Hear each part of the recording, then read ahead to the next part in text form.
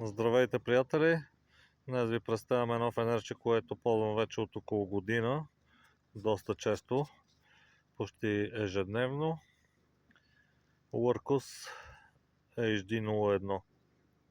Много интересно фенерче с магнитна опашка, двоен клипс. Става и за челник, когато го сложите на козирката на шапката. Също така отстрани има лампа плюс RGB подсветки и мигалки. Също така другото интересно е, че има и лазерче. Нека да видим как се справя този маник. Когато е заключено и натиснете копчето, дава предупредителен сигнал просто. Кликвате няколко пъти и вече сме в режимите. Това е ниския режим. Подсветката на телефона. Ниския режим. Средния. Високия и турбото.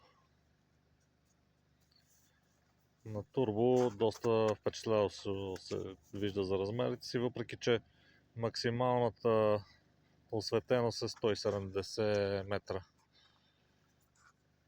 Но за този размер просто се вижда прекрасно. Също така да пробваме лазерчето. Лазерчето е доста сериозно и свети много надалече. Много ми харесва. А също така има строуп с лазер.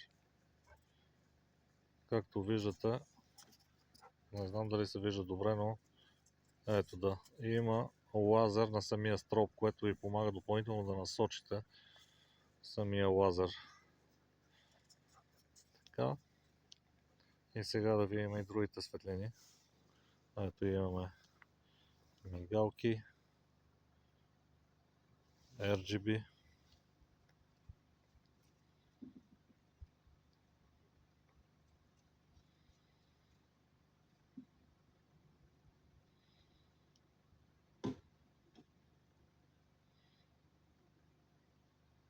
И бяла светлина.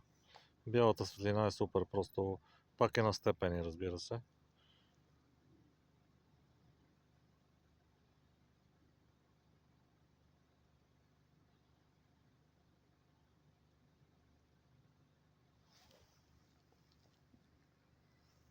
И общо взето това са екстрите на това фенерче и с USB-C зареждане с интегрирана батерия. Надявам се да ви е харесало видеото. Харесвайте и споделяйте. До скоро!